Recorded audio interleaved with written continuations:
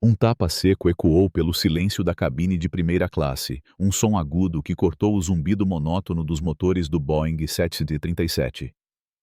Kaique, um menino de 6 anos com olhos castanhos profundos e cabelo preto liso que caía sobre a testa, cambaleou para trás, sua pequena mão segurando a bochecha ardente. Ele piscou, confuso, enquanto lágrimas começavam a se formar, não tanto pela dor, mas pela surpresa e pela vergonha. Acima dele, a comissária de bordo Clara Ferreira, uma mulher branca de pele pálida e cabelo loiro preso em um coque impecável, o encarava com um olhar de desdém. "Eu disse para você se sentar", sibilou ela, a voz carregada de uma autoridade fria que não admitia contestação. A cabine, antes repleta do murmúrio suave de conversas e tilintar de copos de cristal, ficou muda. Os passageiros, homens e mulheres de ternos caros e joias discretas, desviaram os olhos, fingindo mergulhar em revistas ou encarar as nuvens pela janela. Todos exceto uma mulher que emergia do banheiro no fundo da cabine. Seus olhos, brilhando com uma fúria controlada, fixaram-se em Clara como uma jaguatirica prestes a saltar. Era Yara Almeida, mãe de Kaique, advogada brilhante e recém-nomeada conselheira jurídica da Voi Brasil, a maior companhia aérea do país. "Tire as mãos do meu filho", disse ela, a voz baixa mas tão afiada quanto uma faca de caça-tupi. Clara recuou um passo, o rosto endurecido, mas com um brilho de incerteza. "Eu só estava garantindo a segurança, senhora. Ele estava fora do assento durante a turbulência." Yara avançou, cada passo firme, os brincos de penas de arara balançando levemente, um presente de sua avó Tupi, que a conectava às raízes do povo que cresceu às margens do rio Amazonas. "Meu filho tem um nome", retrucou, já com o celular na mão, a câmera gravando. "E segurança não inclui agredir uma criança de 6 anos. O voo para São Paulo deveria ter sido uma viagem rotineira, o primeiro passo de Yara em sua nova posição como conselheira jurídica da Voi Brasil, onde apresentaria um plano para fortalecer a conformidade legal da empresa em sua primeira reunião do conselho. Aos 36 anos, Yara era uma força da natureza no mundo jurídico corporativo, uma mulher indígena tupi que havia enfrentado décadas de preconceito para chegar onde estava.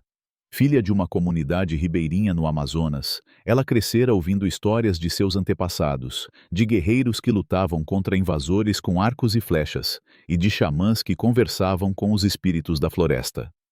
Essas histórias moldaram sua determinação, uma chama que queimava desde os tempos em que, ainda menina, enfrentava olhares de desdém na escola por sua pele morena e sotaque carregado do norte.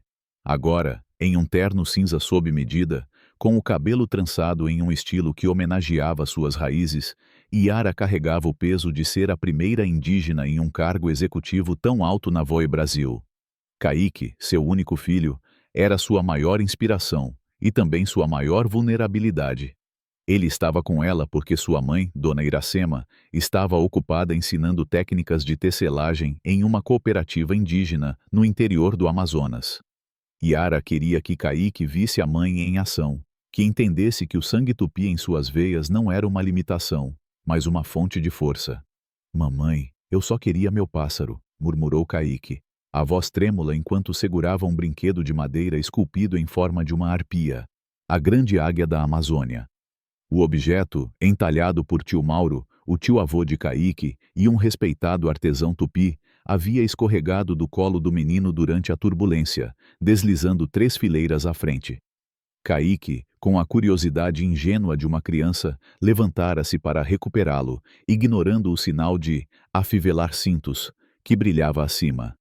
Yara se abaixou, acariciando o cabelo do filho, seus olhos nunca deixando o rosto de Clara. "Eu sei, meu amor", disse, a voz suave para Kaique, mas endurecendo ao se dirigir à comissária. "Você chamou o brinquedo dele de Monroe, não foi? Antes de bater nele." Clara enrubesceu, o tom defensivo substituindo a arrogância inicial.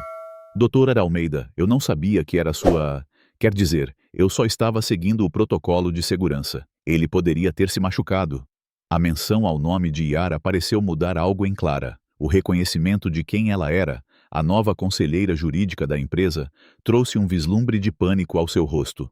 "Protocolo não inclui violência contra crianças", respondeu Yara, o celular ainda gravando, capturando cada palavra, cada expressão. E você vai responder por isso. A cabine permaneceu em um silêncio constrangedor, os passageiros mantendo a fachada de indiferença, exceto por uma mulher idosa de pele morena, Dona Clara, uma ex-professora aposentada que viajava para visitar os netos em São Paulo.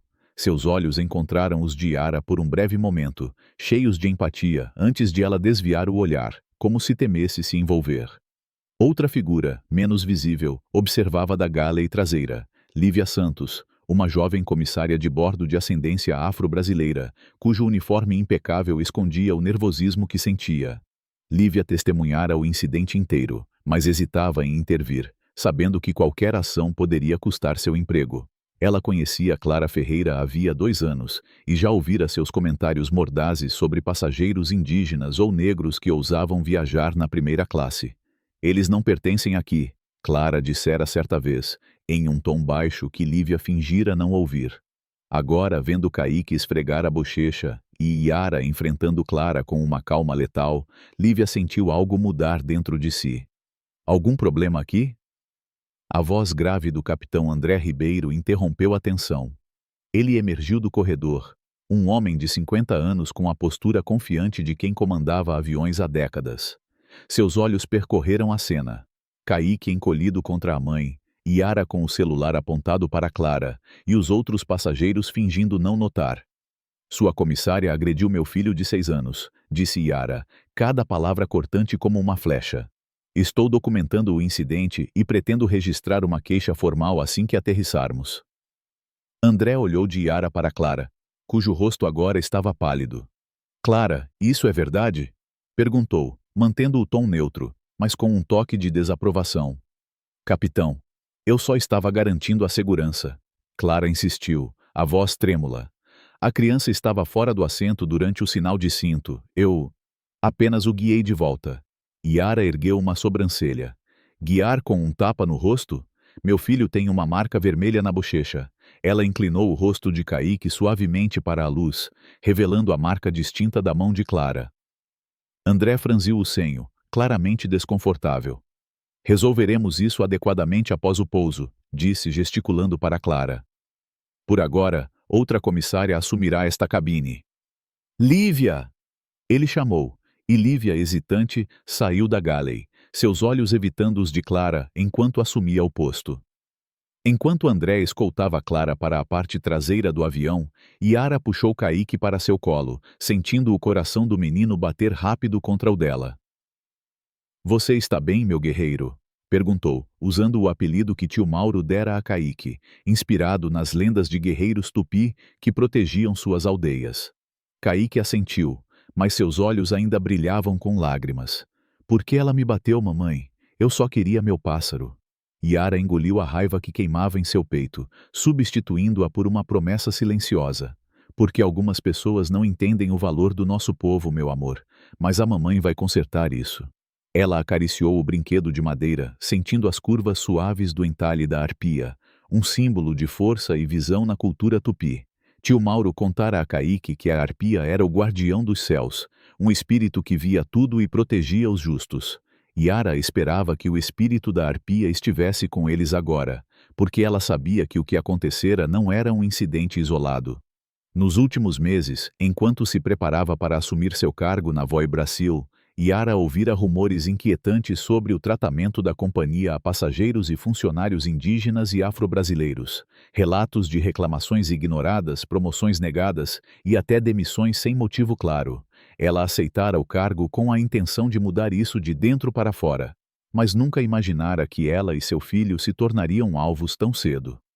O avião aterrissou no aeroporto de Congonhas com um solavanco, o sol do meio-dia refletindo nas janelas da aeronave como lâminas de luz. Yara segurou a mão de Kaique enquanto desciam, ignorando os olhares curiosos dos outros passageiros. No portão de desembarque, ela dirigiu-se diretamente ao balcão de atendimento ao cliente, onde um gerente de meia-idade, identificado pela placa de nome como Marco Silva, mal levantou os olhos de seu computador. Preciso registrar uma queixa formal imediatamente, disse Yara, a voz firme, mas carregada de urgência.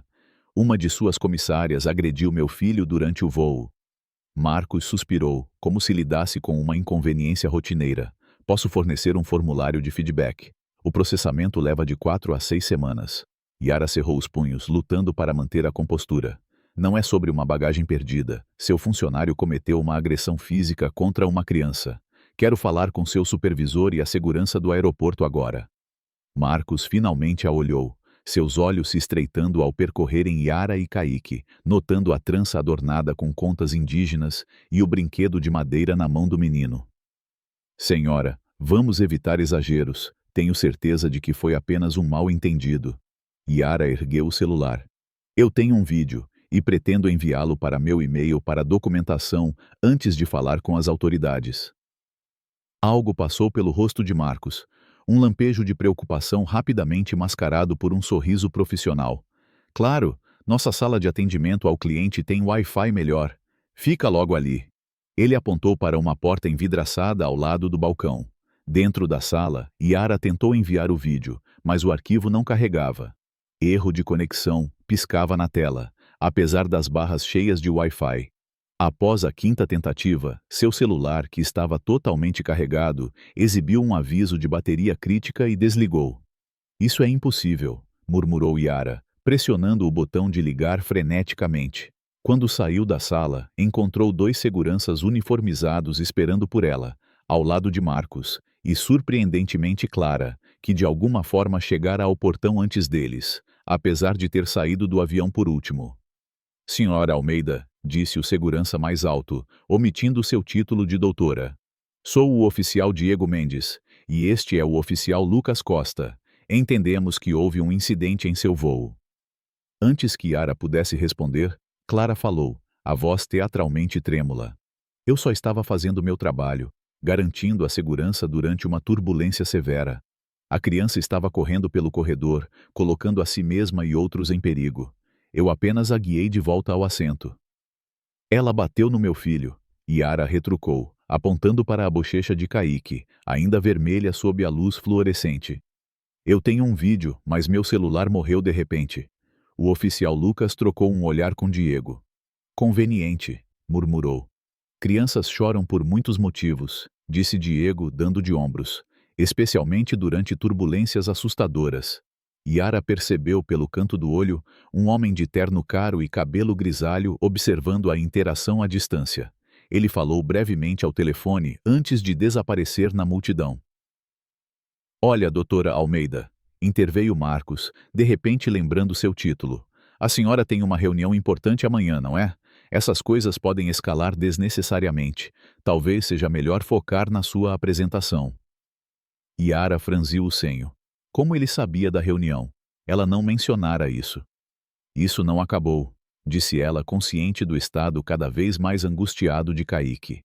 Enquanto se viravam para sair, Lívia, a jovem comissária, passou por eles, discretamente deslizando algo no bolso do blazer de Yara. Só no táxi Yara descobriu um cartão de visita. Lívia Santos, comissária sênior, com um número de celular rabiscado à mão e 2 palavras. Você não está sozinha. No hotel, enquanto Kaique dormia inquieto, segurando seu pássaro de madeira, Yara refletia sobre o que acontecera. Não era a primeira vez que enfrentava preconceito. Quando criança, em sua aldeia no Amazonas, professores a desencorajavam de sonhar alto, dizendo que índios não se tornam advogados. Na faculdade de Direito em Manaus, colegas zombavam de suas tranças e do sotaque tupi, que às vezes escapava. Mas ela transformara cada insulto em combustível, graduando-se com honras e construindo uma carreira que a levou aos escritórios de advocacia mais prestigiados de Brasília. Agora, na Voi Brasil, ela esperava usar sua posição para combater as injustiças que ouvira nos rumores. Funcionários indígenas demitidos sem motivo, passageiros de comunidades ribeirinhas tratados com desdém, reclamações que desapareciam misteriosamente. O tapa em Kaique não era apenas um ataque pessoal. Era um sintoma de algo muito maior, uma ferida enraizada na cultura corporativa da empresa. Yara pegou o celular, agora carregado, e tentou novamente acessar o vídeo. A tela permaneceu preta, o arquivo ausente. Alguém, ou algo, o havia apagado. Ela abriu o cartão de Lívia, hesitando antes de digitar o número. Lívia, aqui é Yara Almeida. Precisamos conversar. No dia seguinte, enquanto se preparava para a reunião do conselho, Yara recebeu uma ligação de sua mãe, Dona Iracema. Yara, vi algo horrível na televisão. Estão dizendo que você ameaçou uma comissária porque seu filho estava fora de controle no avião. O que está acontecendo?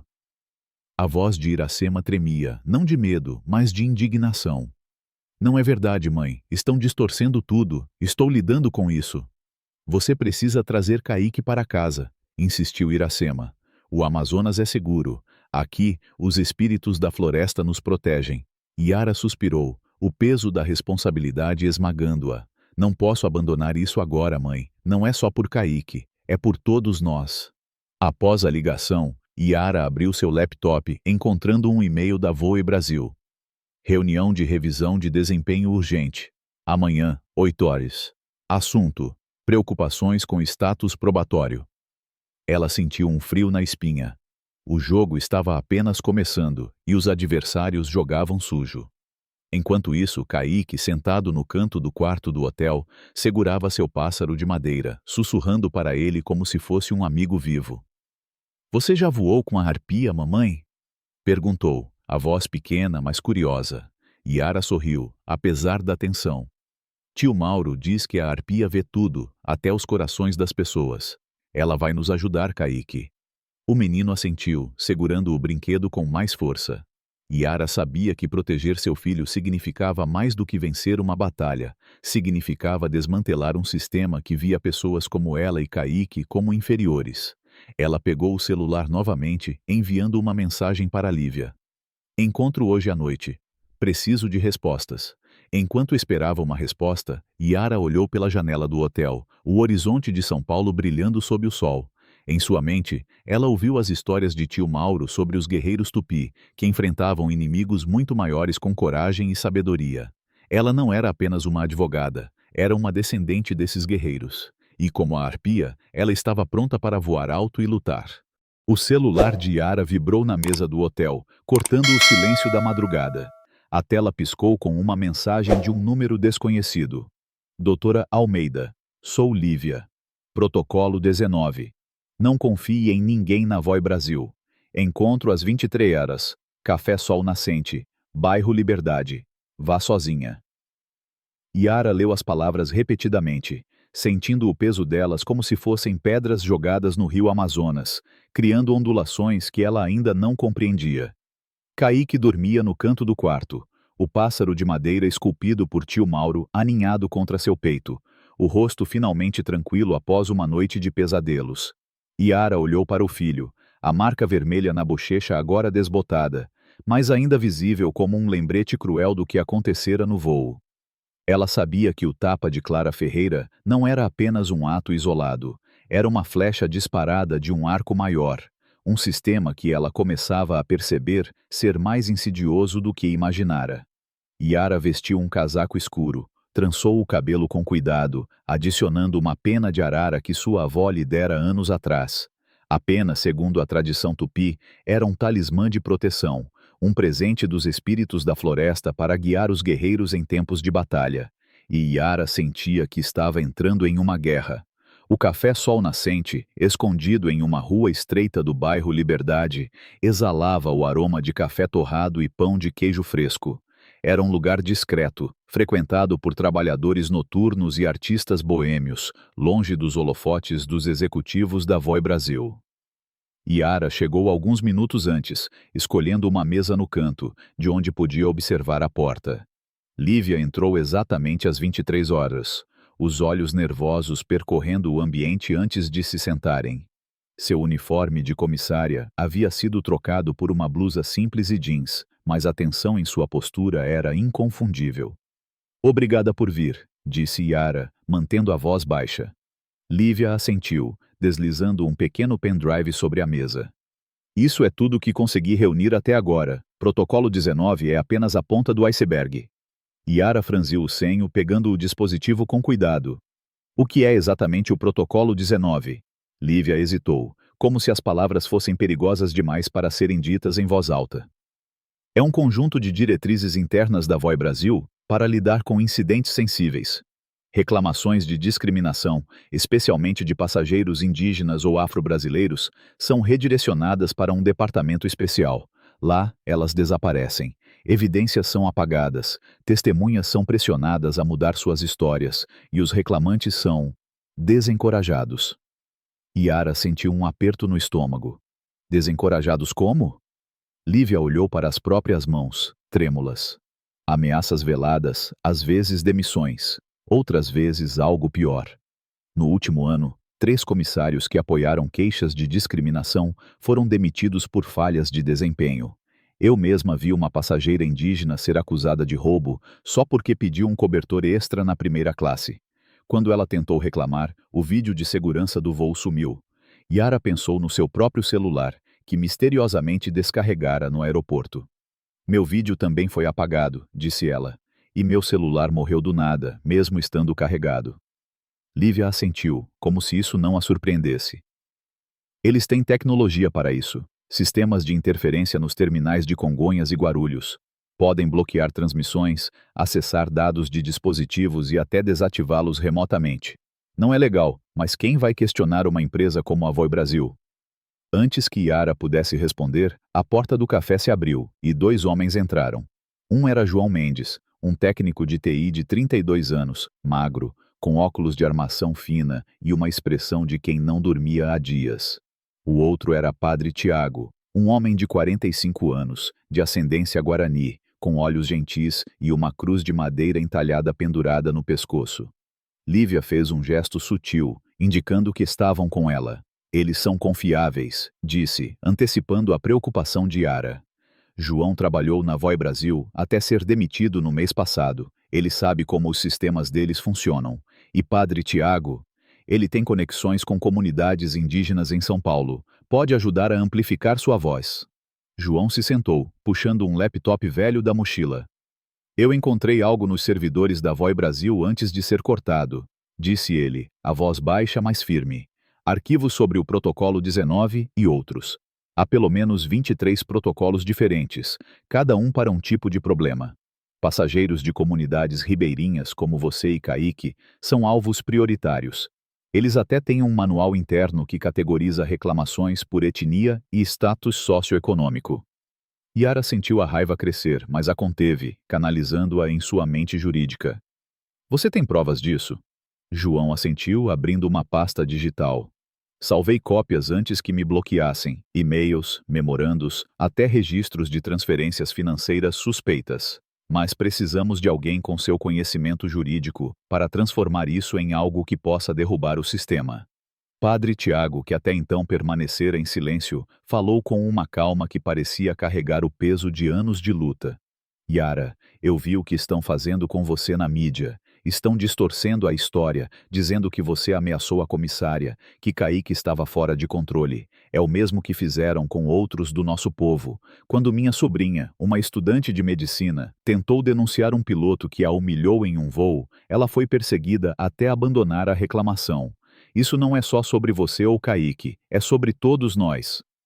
Yara olhou para o padre, reconhecendo a dor compartilhada de quem cresceu enfrentando olhares de desprezo por sua herança indígena. Eu sei, disse ela, mas agora eles foram longe demais, bateram no meu filho, e estão tentando me silenciar antes que eu possa expor o que está acontecendo. Lívia inclinou-se para a frente. Eles sabem quem você é, doutora Almeida. Uma advogada indígena com poder para mudar as coisas. É por isso que estão agindo tão rápido. Enquanto conversavam, Yara sentiu o celular vibrar novamente. Era uma ligação de Dona Iracema, sua mãe, a voz trêmula de preocupação. Yara, estão falando de você na televisão novamente. Agora dizem que você tem um histórico de comportamento conflituoso. Até mencionaram uma multa antiga de trânsito em Manaus, como se fosse prova de algo. E a escola de Kaique ligou. Eles estão preocupados com ele, dizendo que ele está se isolando. Yara fechou os olhos, a pressão aumentando. Não é verdade, mãe. Eles estão construindo uma narrativa para me desacreditar. Estou cuidando disso. Você precisa voltar para casa, filha, insistiu Iracema. Kaique precisa de você. A floresta é nosso lugar seguro. Aqui, os espíritos nos guiam. Yara sentiu o coração apertar, dividida entre o desejo de proteger o filho e a necessidade de lutar contra a injustiça. Não posso abandonar isso agora, mãe. Se eu desistir, eles vencem. E não é só por mim ou por Kaique. É por todos que eles silenciaram antes. Após a ligação, Yara olhou para o grupo à sua frente, Lívia, João e Padre Tiago, e percebeu que não estava sozinha. Eles eram como os guerreiros Tupi de antigamente, uma pequena tribo unida contra um inimigo poderoso.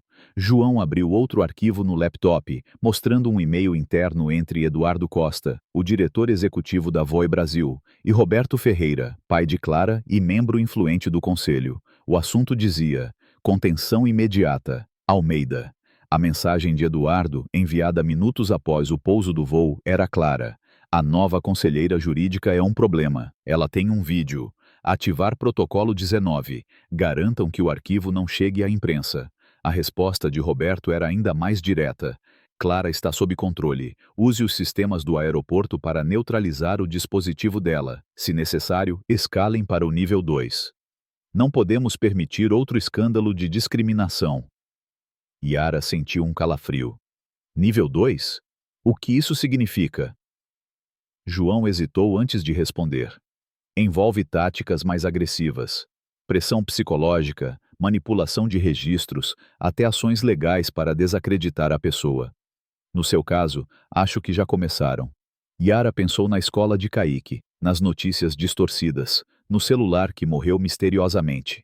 Eles estão tentando me isolar, disse ela, a voz firme apesar do medo crescente. Mas não sabem com quem estão lidando. A porta do café se abriu novamente, e uma mulher entrou, o rosto parcialmente coberto por um lenço. Era Beatriz Lima, uma jornalista independente de 38 anos, conhecida por suas reportagens investigativas sobre corrupção corporativa. Lívia a apresentou com cautela. Beatriz tentou publicar uma matéria sobre incidentes de discriminação na Voi Brasil no ano passado. Depois disso, ela foi alvo de ameaças anônimas. Beatriz tirou o lenço, revelando olhos cansados, mas determinados. Eu vi o que estão fazendo com você, doutora Almeida. Quando publiquei sobre um caso semelhante, minha casa foi invadida e meu laptop hackeado. Mas eu guardei cópias de tudo. Ela entregou a Yara um segundo pendrive. Aqui estão relatos de outros passageiros, todos indígenas ou afro-brasileiros, que sofreram tratamento semelhante ao de Kaique. Nenhum chegou à mídia. A Voi Brasil tem uma equipe que enterra essas histórias antes que ganhem tração. Yara pegou o dispositivo, sentindo o peso de tantas vozes silenciadas. Por que você está se arriscando agora? Perguntou. Beatriz sorriu, um sorriso amargo. Porque vi o rosto do seu filho nas notícias. Ele poderia ser meu sobrinho. Não posso ficar calada enquanto eles destroem mais uma família. O encontro foi interrompido por um barulho do lado de fora. Pneus cantando na rua. João olhou pela janela, seu rosto empalidecendo. É um carro da segurança da Voi Brasil. Eles devem estar nos seguindo. Yara sentiu o coração disparar, mas sua mente jurídica assumiu o controle. Ninguém sai. Vamos agir como se fosse uma reunião casual. Lívia, guarde o pendrive. João, feche o laptop. O grupo obedeceu, mantendo a calma enquanto dois homens em uniformes escuros passaram pela vitrine, olhando para dentro antes de seguirem adiante. Padre Tiago murmurou uma prece em Guarani, pedindo proteção aos espíritos. Eles não vão parar, disse ele quando o perigo passou. Mas você tem aliados, Yara. Não só nós, mas nossas comunidades. Há uma rede de indígenas em São Paulo que pode ajudar, se você estiver disposta a lutar. Yara pensou em tio Mauro, que naquela manhã enviara uma carta ao hotel, escrita à mão em papel amarelado. Filha do rio, a floresta nunca abandona seus guerreiros. A arpia voa acima da tempestade. Confie nos espíritos e na sua força. As palavras ecoaram em sua mente, reacendendo sua determinação. Naquela noite, de volta ao hotel, Yara foi surpreendida por uma ligação do diretor da escola de Kaique em Manaus. Doutora Almeida, estamos preocupados com Kaique. Ele está retraído, recusando-se a falar durante as aulas. Podemos marcar uma reunião com a conselheira escolar? A implicação no tom do diretor era clara, e Yara sentiu o ar ser sugado de seus pulmões. Eles estavam questionando sua capacidade como mãe. Kaique sofreu um trauma ontem, explicou, tentando manter a calma. Estamos lidando com isso. Entendo, disse o diretor, a voz fria. Mas precisamos documentar essas mudanças de comportamento. É importante para o bem-estar dele. A palavra documentar soou como uma ameaça velada. Yara desligou, o peso da batalha crescendo. Então, outro telefonema veio, desta vez de Rafael, o ex-marido de Yara e pai de Kaique. Yara, o que está acontecendo? A escola me ligou e as notícias estão dizendo que você causou um escândalo em um voo. Estão questionando sua estabilidade como mãe. A raiva na voz de Rafael era palpável. Não é verdade, disse Yara, mas ele a interrompeu. Sempre é assim com você, sempre alguma cruzada por justiça. Enquanto isso, nosso filho está sofrendo. Eu consultei meu advogado. Vamos pedir a guarda temporária de Kaique. O quarto pareceu girar ao redor de Yara. Você não pode estar falando sério, Rafael. Os papéis serão entregues amanhã, disse ele antes de desligar. Yara olhou para Kaique, que agora acordara, os olhos arregalados de medo. Mamãe, por que o papai está bravo? Perguntou, a voz tremendo. Yara o puxou para um abraço, escondendo suas próprias lágrimas. Não é com você, meu guerreiro. A mamãe vai consertar tudo. Mas enquanto segurava o filho, Yara sentiu o cerco se fechar. A Voe Brasil não estava apenas tentando silenciá-la, eles estavam atacando sua família, sua reputação, sua essência como mãe. Ela pegou o celular e enviou uma mensagem para Lívia. Preciso de mais provas, e de um plano. Eles querem uma guerra e eu vou dar uma. No bolso, ela tocou a pena de arara, sentindo a força dos antepassados tupi pulsando em suas veias. A rede de silêncio da Voe Brasil era forte, mas Yara sabia que a voz da floresta, a voz do seu povo, era mais poderosa ainda. Ela só precisava encontrar uma maneira de fazê-la ecoar. Amanhã em São Paulo amanheceu com um céu carregado, nuvens escuras pairando sobre a cidade como um presságio. Yara Almeida estava diante do espelho do quarto de hotel, trançando o cabelo com precisão, cada movimento um ritual que a conectava às suas raízes tupi. No pescoço, ela usava a pena de arara, o talismã que sua avó lhe dera, um símbolo de proteção e visão, como a arpia que voava acima das tempestades na Amazônia. Em sua mão, segurava o pássaro de madeira de Kaique, esculpido por tio Mauro, com as curvas suaves da grande águia gravadas com detalhes que pareciam pulsar com vida. Ela o colocou cuidadosamente no bolso do blazer, sentindo que carregava não apenas o brinquedo do filho, mas o espírito dos antepassados que a guiavam. Hoje era o dia da batalha final. Yara enfrentaria o Conselho de Administração da Voe Brasil, armada com evidências que poderiam desmantelar não apenas a carreira de Eduardo Costa e Roberto Ferreira, mas todo o sistema de discriminação que eles protegiam.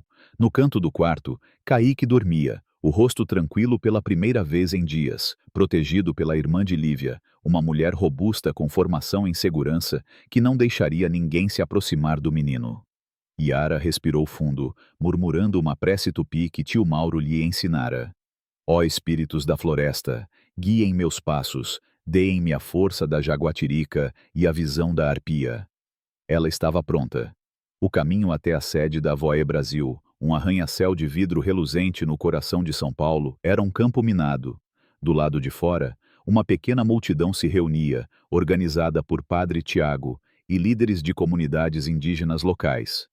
Eram representantes tupi, guarani e de outras nações, segurando cartazes que exigiam justiça para Kaique e para todos os passageiros e funcionários silenciados pela companhia. Alguns tocavam tambores, o som grave ecoando como o coração da floresta, enquanto outros cantavam em línguas antigas, evocando a resistência de seus povos contra séculos de opressão.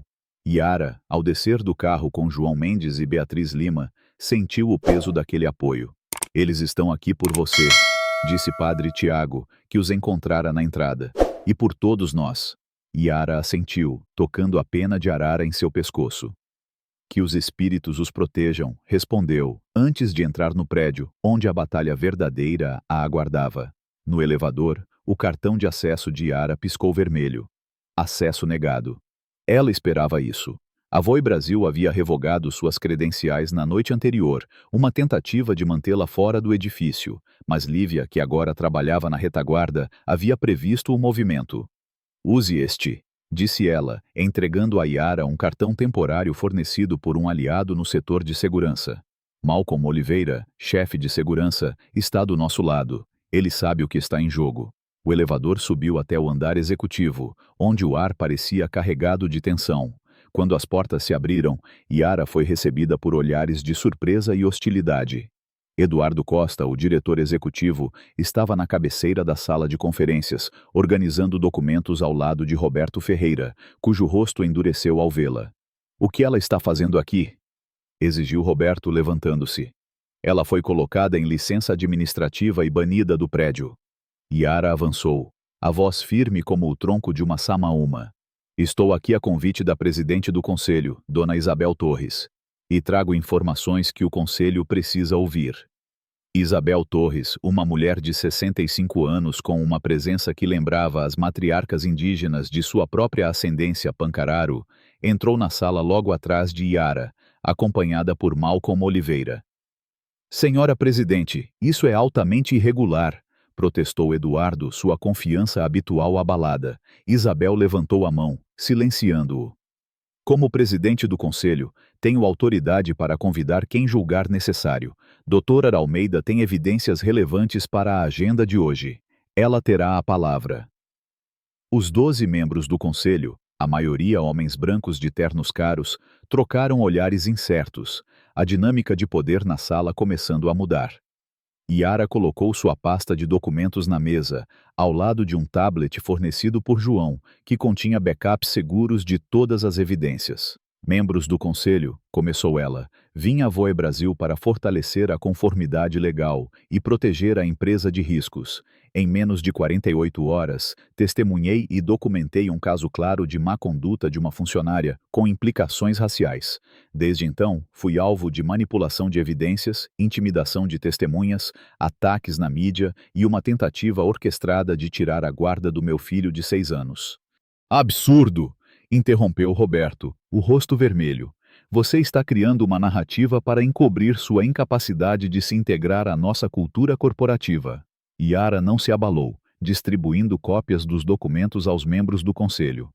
"Tudo o que afirmo está documentado, incluindo e-mails entre o Sr. Costa e o Sr. Ferreira, discutindo o Protocolo 19 e outras diretrizes para suprimir queixas de discriminação, especialmente contra passageiros e funcionários indígenas e afro-brasileiros." Ela abriu o tablet, exibindo um e-mail de Eduardo para Roberto, enviado minutos após o incidente no voo. "A nova conselheira jurídica é um problema. Ela tem um vídeo. Ativar protocolo 19. Neutralizem o dispositivo dela." O rosto de Eduardo empalideceu, enquanto Roberto tentou intervir. "Esses são comunicações internas de segurança, tiradas de contexto e obtidas ilegalmente, devo acrescentar." Yara respondeu com calma. "Foram fornecidas por um denunciante através de canais apropriados, e não param por aí.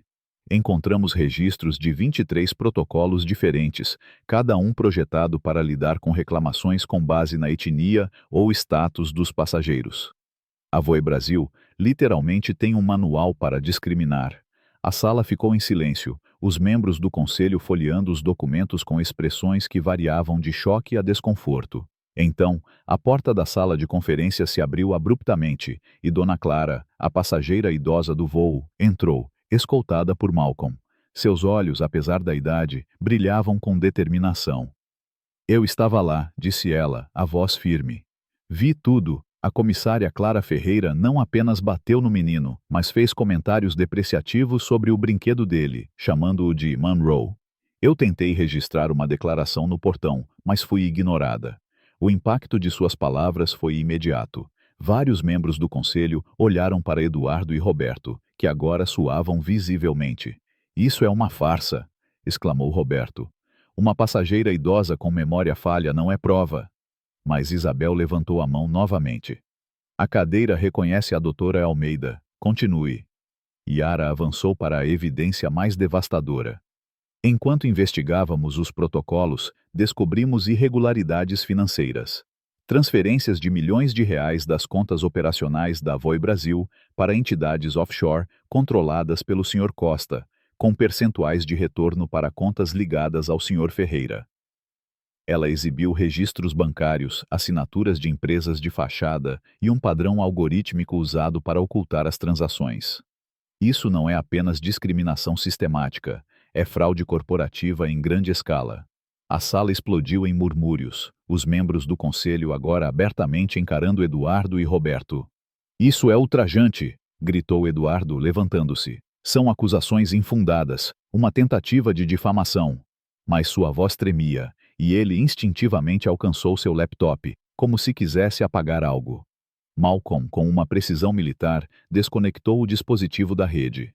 Preservação de evidências, senhor, disse ele com uma calma profissional. Procedimento padrão durante investigações. Naquele momento, Clara Ferreira irrompeu na sala, o rosto contorcido de raiva. Vocês não podem deixar ela destruir tudo o que construímos, gritou, apontando para Yara. Ela está usando a carta do racismo para encobrir sua própria incompetência. Roberto tentou silenciá-la, agarrando seu braço, mas Clara se soltou. Eu fiz meu trabalho. Aquele menino estava correndo, colocando todos em perigo. Qualquer um teria feito o mesmo. Não é minha culpa se essas pessoas não sabem controlar seus filhos e depois choram discriminação. O racismo explícito em suas palavras chocou a sala, confirmando tudo o que Yara apresentara. Isabel bateu a mão na mesa, a voz cortante. Senhora Ferreira, você não está autorizada a estar nesta reunião. Segurança, retire-a. Malcolm e outro guarda escoltaram Clara, que ainda gritava, enquanto Roberto tentava salvar a situação.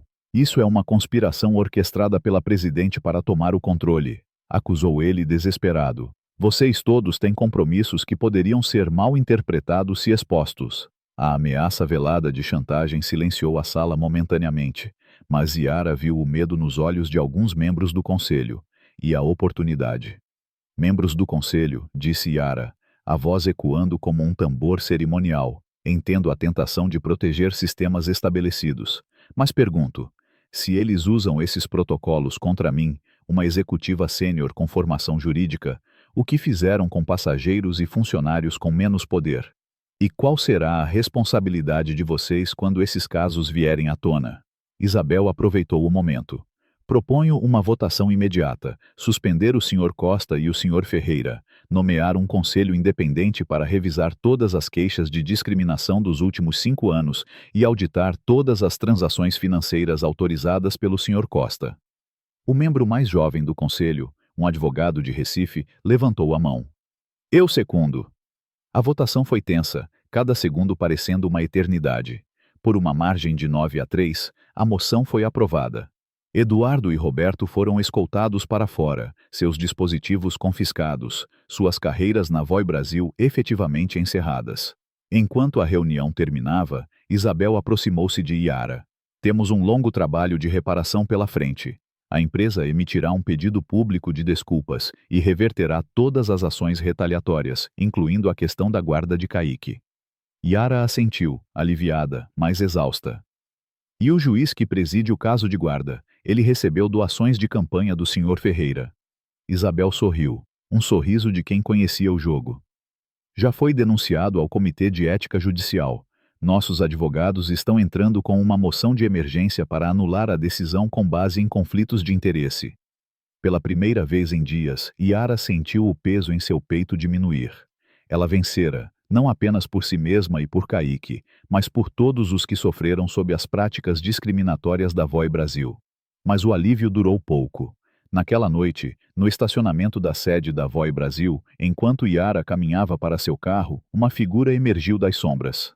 Era Clara Ferreira, os olhos selvagens, segurando uma chave de roda com força. Você arruinou tudo, sibilou ela. 15 anos de carreira, trabalhando mais duro que qualquer um, e você, com seu discurso de vítima, destruiu tudo em dias. Yara manteve a distância, a mão no bolso, tocando o pássaro de madeira de Kaique. Você destruiu sua carreira quando bateu no meu filho, respondeu, a voz firme. A empresa está apenas reconhecendo o que você fez. Clara avançou, a chave de roda levantada. Você acha que é especial por causa da sua herança, que pode mudar as regras só porque não favorecem você? Yara percebeu a câmera de segurança mais próxima estava desativada, o que não era coincidência. Quem te disse que eu estaria aqui, Clara? Quem te deu a ideia de me esperar? A pergunta desestabilizou Clara por um momento, mas sua raiva voltou com força.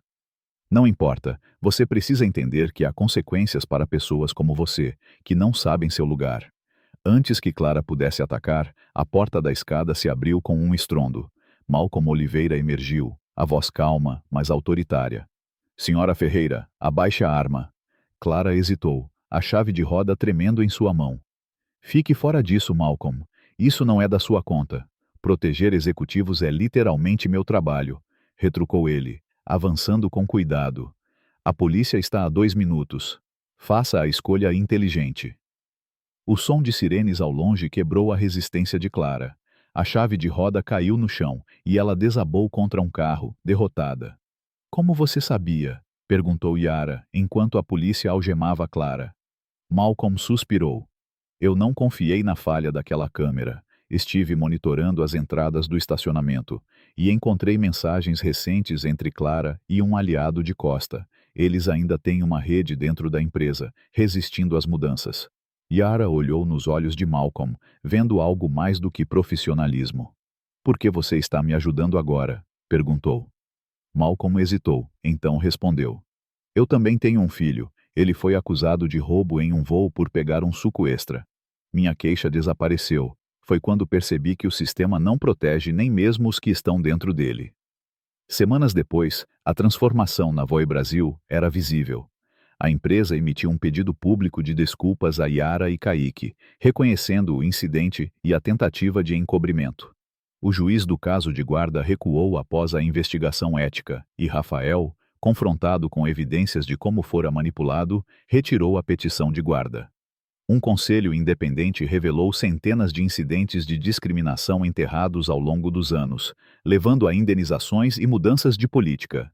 Lívia foi promovida a diretora de atendimento ao cliente, implementando novos treinamentos contra a discriminação. Yara, reintegrada com autoridade expandida, trabalhava incansavelmente para reformar a estrutura de conformidade legal da empresa. Kaique começou a terapia com uma psicóloga especializada em trauma infantil, mostrando sinais de recuperação. Um sorriso aqui, uma frase completa ali, sinais de sua antiga vivacidade retornando. Uma noite, enquanto Yara revisava relatórios no escritório, Isabel Torres a chamou. Parabéns pela indicação ao Prêmio Nacional de Diversidade na Aviação, disse ela. A transformação da Voi Brasil está sendo reconhecida como um modelo para a indústria. Yara sorriu, mas sua mente estava em Kaique, que agora sonhava em ser piloto, inspirado por uma visita ao cockpit durante um voo recente com Lívia. Não é só minha conquista, respondeu Yara. É de todos que se levantaram comigo. Lívia, João, Beatriz, Dona Clara, Padre Tiago, as comunidades lá fora. Isabel assentiu. E é por isso que queremos que você fique. Estamos oferecendo uma posição de vice-presidente de ética e inclusão, com assento no conselho. Você começou algo importante aqui, Yara. Naquela noite em casa, enquanto Kaique dormia, Yara abriu a varanda, olhando o horizonte de São Paulo. Ela segurou a pena de arara, sentindo a força dos antepassados. A decisão estava tomada. Ela ficaria na Voe Brasil, mas também trabalharia com organizações indígenas nacionais, criando um futuro onde Kaique, e todas as crianças como ele, poderiam voar sem medo, protegidos pela voz da floresta que agora ecoava mais alto do que nunca. A história de Yara Almeida em Um Tapa no Voo é mais do que um relato de injustiça. É um espelho que reflete as lutas diárias enfrentadas por povos indígenas e minorias em um mundo que frequentemente tenta silenciá-los. Como uma mulher tupi, Yara carrega em si a força de seus antepassados, a sabedoria da floresta e a resiliência de um povo que resistiu a séculos de opressão. Sua jornada contra a discriminação sistêmica na Voe Brasil ressoa profundamente com os valores da cultura indígena brasileira, onde a comunidade, a coragem e a conexão com a natureza são pilares fundamentais. Ao refletir sobre essa narrativa, extraio lições poderosas que podem ser aplicadas à vida cotidiana, inspirando-nos a viver com propósito, justiça e solidariedade, como os guerreiros da Amazônia que protegiam suas aldeias com arcos e flechas. A primeira lição que a história de Yara nos ensina é a importância da coragem diante da adversidade. Yara não apenas enfrentou a violência contra seu filho Caíque, mas também desafiou um sistema corporativo projetado para protegê-lo. Na cultura tupi, a coragem é vista como um presente dos espíritos, uma chama que queima no coração de quem defende o que é justo. Quando Yara confrontou Clara Ferreira, Eduardo Costa e Roberto Ferreira, ela canalizou a força da arpia, o pássaro sagrado que voa acima das tempestades, enxergando a verdade onde outros veem apenas nuvens. Na vida, isso nos lembra que, mesmo quando enfrentamos forças maiores, sejam chefes, instituições ou preconceitos enraizados, devemos nos manter firmes. Para um indígena, isso significa honrar os antepassados, que lutaram contra invasores com recursos limitados, confiando na sabedoria coletiva da comunidade. Aplicando isso, podemos nos inspirar a enfrentar pequenas e grandes injustiças no dia a dia, seja defendendo um colega de trabalho injustiçado ou questionando práticas discriminatórias em nossas comunidades.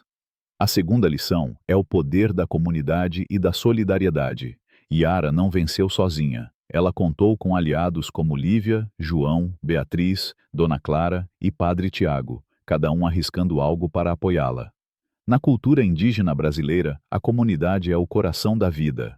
As aldeias tupi prosperam porque cada membro contribui. O caçador, o artesão, o xamã, todos trabalham juntos para o bem comum. Yara, ao reunir sua própria tribo de aliados, reflete esse princípio. Na vida real, isso nos ensina a buscar apoio e oferecer ajuda. Quantas vezes hesitamos em nos envolver em uma causa por medo de represálias? A história de Yara nos desafia a sermos como Lívia, que apesar do risco ao seu emprego, escolheu apoiar a verdade, ou como Padre Tiago, que conectou Yara às comunidades indígenas de São Paulo. Podemos aplicar isso construindo redes de apoio em nossas vidas. Amigos, familiares, colegas, que nos fortaleçam para enfrentar desafios e amplifiquem nossas vozes quando lutamos por justiça. Outra lição profunda é a importância de honrar nossas raízes e usá-las como fonte de força. Yara, ao usar a pena de arara e o pássaro de madeira de Caíque, conectava-se aos ensinamentos de tio Mauro e à sabedoria tupi. Na cultura indígena, os objetos e rituais não são apenas símbolos, são pontes para os espíritos da floresta, que oferecem orientação e proteção. Quando Yara enfrentava o Conselho da Voi Brasil, ela carregava consigo a força de seus antepassados, que a lembravam de sua identidade como mulher tupi. Isso nos ensina a valorizar nossa própria história e cultura, seja ela indígena, afro-brasileira ou de qualquer outra origem. Em um mundo que muitas vezes tenta apagar nossas identidades, abraçar quem somos, nossas tradições, nossas línguas, nossas histórias, nos dá uma base sólida para enfrentar desafios. Na prática, isso pode significar aprender mais sobre nossa herança, ensinar nossas crianças a valorizá-la ou usar nossas raízes como inspiração para superar obstáculos.